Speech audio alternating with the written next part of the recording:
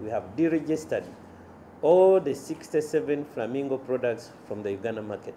The National Drug Authority's ban follows various inspection exercises carried out by its officials on the Flamingo pharmaceutical factory premises in Mumbai, India, early in June.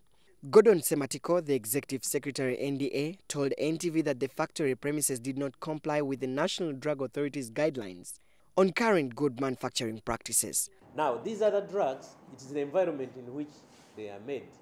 We don't have to wait to look at the quality, whether it is good. If you cook food next to a sewage pipe, even if the food looks nice or whatever, I don't have to test to see whether it didn't get contamination or not. So we don't want to take chances.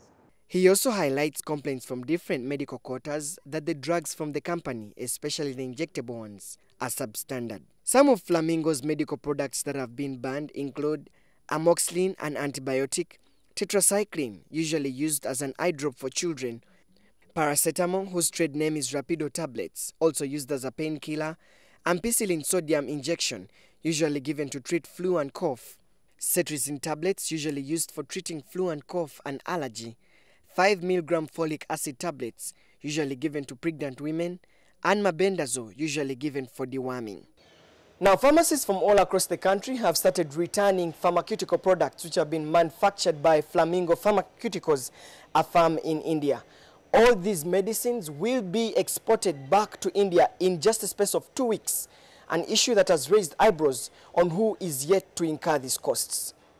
Abacus Pharma Limited, the sole distributors of Flamingo pharmaceutical products, claim to have received the official communication from the National Drug Authority about the 3-year ban today, and are worried about the heavy losses of about 2.5 billion shillings, which they used to procure the drugs. We are holding the goods worth of $1 million. We are holding the stock which is $1 million. And that's a completely, we can say it's a loss. Because it's a paid up stock. We already paid for that, that stock.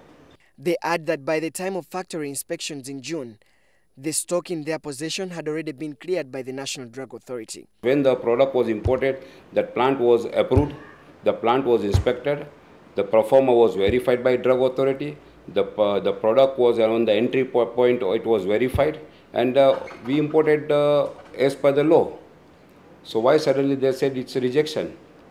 Meanwhile, the government drug watchdog has also revealed that all oral formulations like syrup from Flamingo Pharmaceuticals are to remain under suspension, pending conclusions from the ongoing investigations.